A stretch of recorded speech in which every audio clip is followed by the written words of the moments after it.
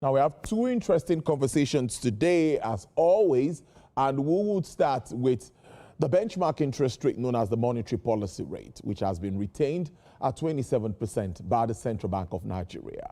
Now, this information was revealed by the governor of the Apex Bank, Mr. Olayemi Kadoso, while addressing newsmen after the Monetary Policy Committee meeting in Abuja on Tuesday. The MPC meeting commenced on Monday and ended on Tuesday as always. Members of the team deliberated on different macroeconomic indices and decided to leave the rates intact for another period. But at the last meeting in September, the interest rate was sliced by 50 basis points, or 0.50% to 27%.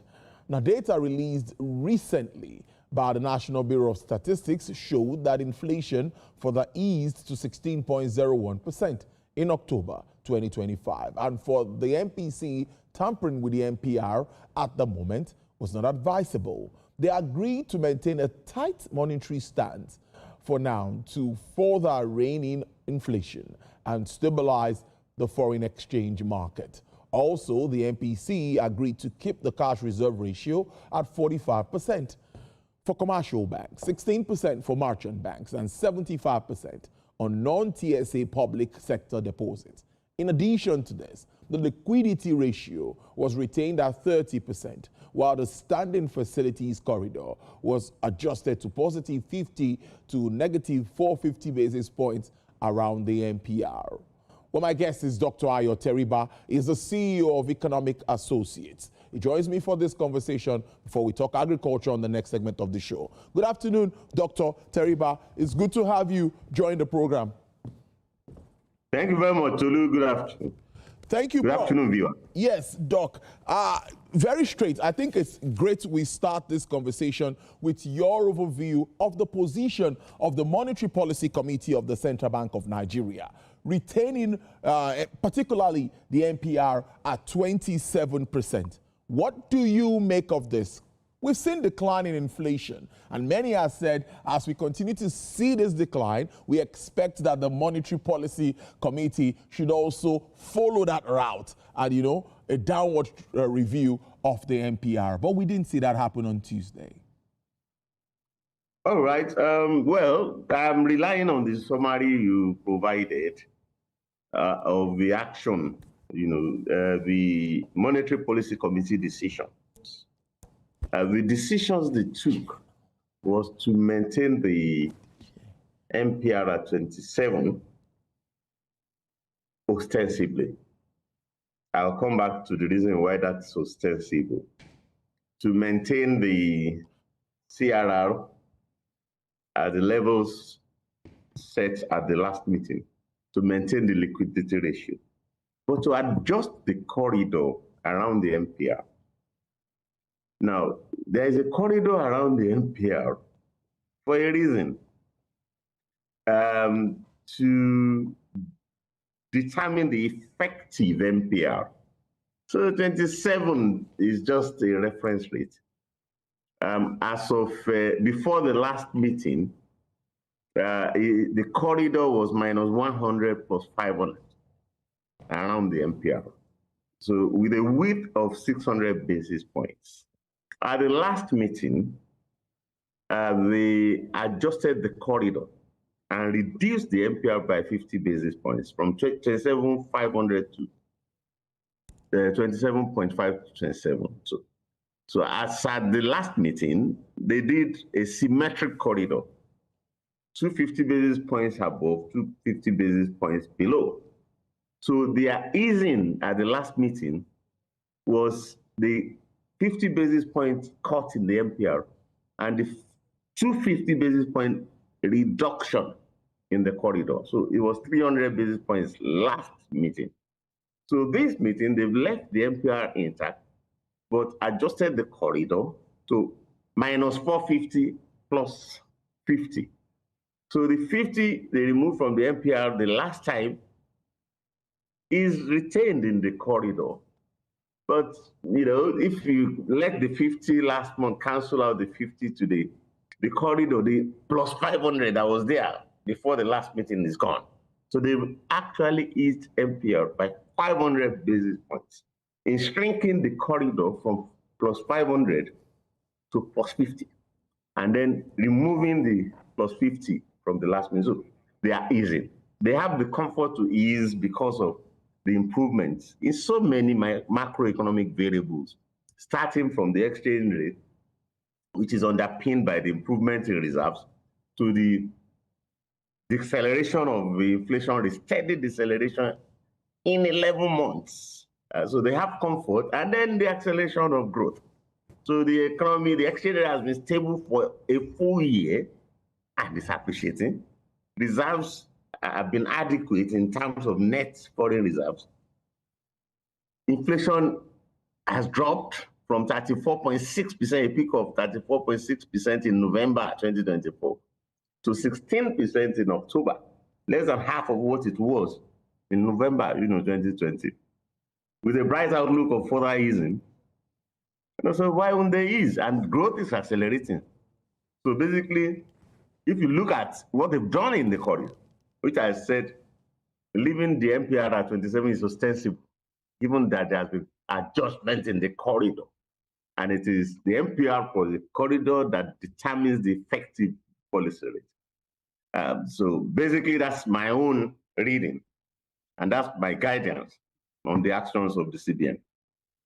So why they prefer to adjust the corridor and leave the rate is best known to this committee, because effectively they are creating the impression of we moving away, if they are not careful, from a regime of multiple exchange rates, to a regime of multiple policy rates, which is not just MPR.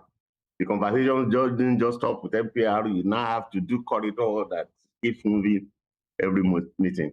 Tolu? Interesting breakdown, I must say. But let me follow up by asking you that, do you think the Apex Bank is doing enough on its side now to, yes, we know their major aim is to stabilize the currency and all of it, but do you think they're doing enough at this time to stabilize this ailing economy that is just recovering? Well, don't contradict yourself. It's either you say that the economy is ailing or you say that the economy is recovering. Okay. And you have to make up your mind. Be two. It's not either of the two.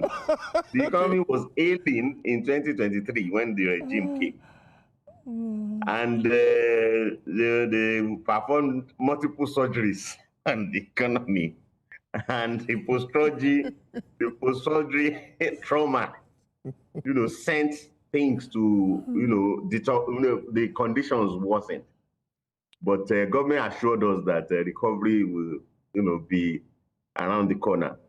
And the harsh things kept worsening, in the volatility in the exchange rate, lasted until maybe the last quarter of 2024.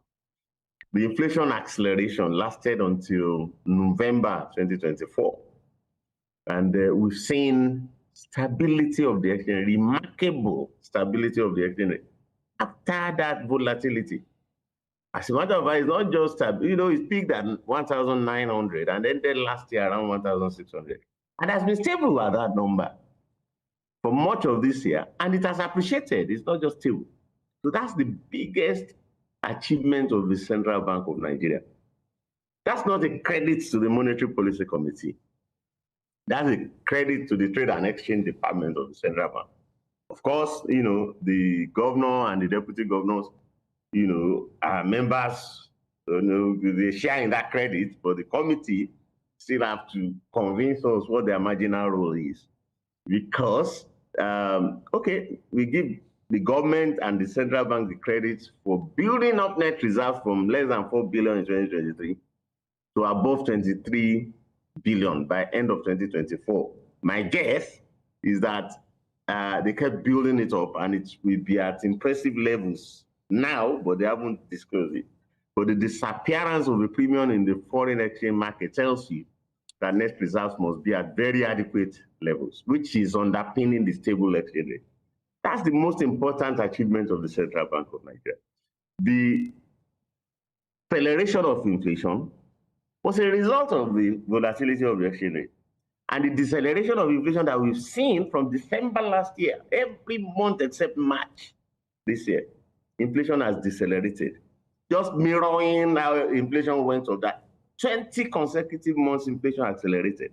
Now you are counting 11 consecutive months, including December last year, the month before rebasing. Inflation went from 34.6 to 33. Nobody noticed that. And people who do not understand the technical rule of rebasing are trying to attribute it to, the situation to the rebasing. You can't do that because you had rebasing once in January. But for all the months this year, except March, inflation has dropped each month. So one-off rebasing can't affect the drop in inflation 9 months. You don't need to say consecutive because it's only, it's only March that it went up slightly. So it's not rebasing, it's stable and appreciating exchange rate that is being passed through to inflation that is giving us the deceleration. So as long as the exchange rate remains stable or is accelerating, for so long will inflation be decelerating. Those who are looking for base effect in December or January will be disappointed because it is down to the stable exchange rate.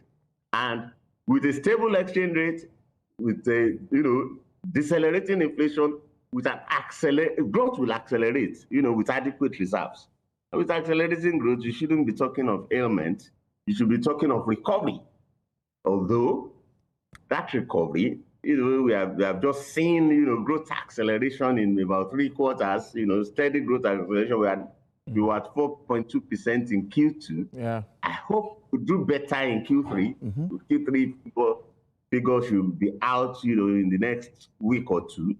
Nigeria, should look set to end the year, on a jolly note. And the key point to emphasize to the government is that, see, a recovery after a decade of recession is like the baby boom, which happens in the first trimester of a pregnancy. You can rejoice. Oh, we've been trying for a baby for 10 years. Now we have a baby boom. A pregnancy is subject to the risk of miscarriage if we are not careful. So government shouldn't say, hey, exchange rate is stable, there is inflation is decelerating, growth is accelerating, and therefore, and the central bank is easing either the MPR at the last meeting or the corridor at this meeting or corridor at both meetings. We should now jump and start talking about tax. That would be the most misguided conversation. You do not talk about taxes at the onset of a recovery that is subject to miscarriage. The recovery is still too fragile for you to be, the talks about capital gains tax will only rock the market and threaten to abort the recovery, which is analogous to a pregnancy. Let the recovery run for 5 years. Then you could have said that the pregnancy has been carried to term.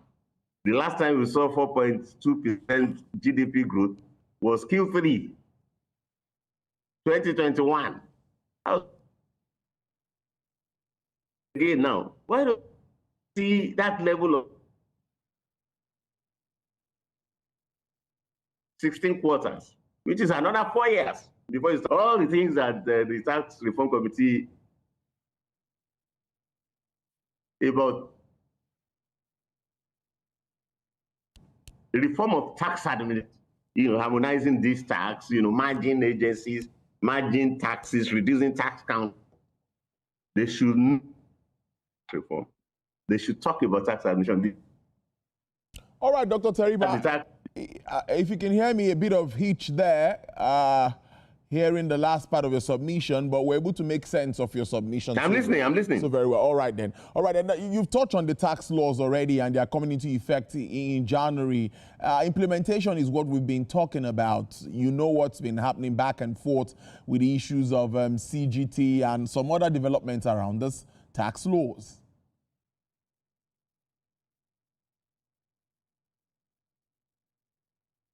Did you get my question, Dr. Teriba? Hello? Hello, did you get my question?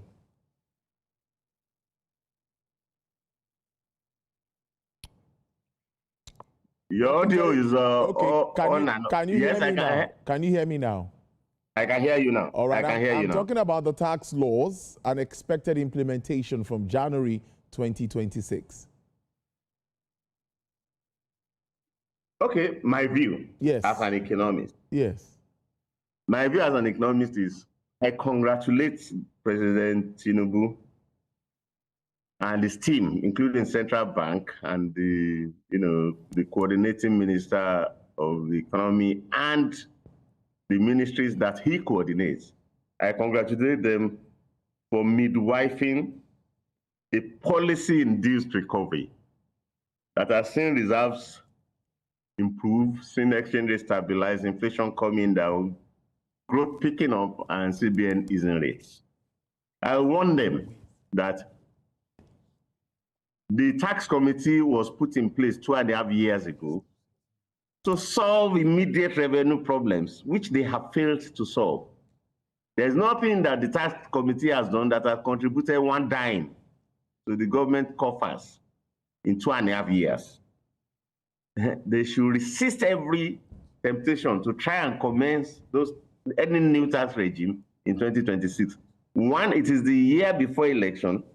We have a lot of disruptions from risks coming from kidnapping and the debates about killings and, all sorts of rumors, threats of foreign invasion and the rest of that, that you do not want to steer the honestness by talking about taxation. If you look at every suggestion that a new tax will be introduced in the last 6 months, whether it was the FOB or is the 5% or whatever on pump prices of petroleum products, or the capital gains tax, or the 15% tariff, it has triggered debates that could destabilize the economy and derail this fragile recovery. The president should be well advised. He has postponed the implementation of the tax laws till January. He can implement the cosmetic components of it. Match your revenue agencies. It doesn't hurt anybody. Harmonize the taxes, but don't introduce any new tax. Because people have suffered enough from devaluation pain, from inflation, they have relief. Don't disturb that relief for now. A year ago, they were on the streets doing longer strike. So don't let them do it. Don't bring them back to the street protesting taxes in the year before an election. Suspend the implementation of any suggested adjustment to any tax for now. Give the recovery a chance to get entrenched. That's my view. All right, then, you've touched on already insecurity and what it means for the larger economy, part of that. But what's your outlook now for expected indicators as we move towards the few weeks of the end of 2025? Well, we should also commend the president for rising up to this challenge of insecurity, plus the threat of foreign invasion. I do think that the threat has been, nipped in the bud now. The country is cooperating with the U.S., the president has nominated new ambassadors, and two of the groups that have been kidnapped have been brought back. We hope that we achieve similar success. President is mobilizing and going, gun blazing, if you like, if you want to use that. After what Trump said he would do, the president is doing. So let's commend the president for that. The important thing is not to derail the recovery narrative. Mr. Oyedele is saying he wants to tax sex workers. He wants to tax imams and bishops. Should please sheath his sword. No sensible person would witness a recession for 10 years since 2015. And at the first sight of recovery, we think that tax is the next conversation for Nigeria. Tax is not. It's no time to talk about tax. Let's see that growth that is accelerating get entrenched for 4-5 years. Let's see that inflation that is decelerating do so for the next 2 years. Let's see 5% inflation by the end of next year. Let's see interest rates going to single digit. Let government borrowing rate be 5%. Inflation be less than 5%. And exchange rate keeps, appreciating. And government will gain a lot from that. Instead of government trying to impose a capital gains tax, government should list government companies in the stock market and earn capital gains of its own, instead of tax the capital gains of others and scare people who are investing in the stock market out of the stock market. Any tax right now is going to take away something out of the recovery that we are beginning to enjoy, and not everybody is convinced yet that there's a recovery. Will be my take. If government doesn't rock the boat with any new tax, and we put the insurgents under control, and we keep Mr. Trump at bay, and the experiences of 2025 with exchange rates dropping from 1.6 to 1.4, inflation going to half of what we ended last year with, growth accelerating, repeat. If these things repeat in 2026, President Tinubu will go down in history as a hero that lifted his country out of recession after 10 years of, languishing in very bitter and painful, unstable recession. So please, let's leave the tax matter and let's have the recovery entrenched into 2026. And the outlook, we might be on the way to the El Dorado, would be my view. Dr. Ayo Teriba, CEO, Economic Associates, thank you so much for your time. Thanks for joining the program today. We really appreciate this. Thank you. Thank you. All right, then.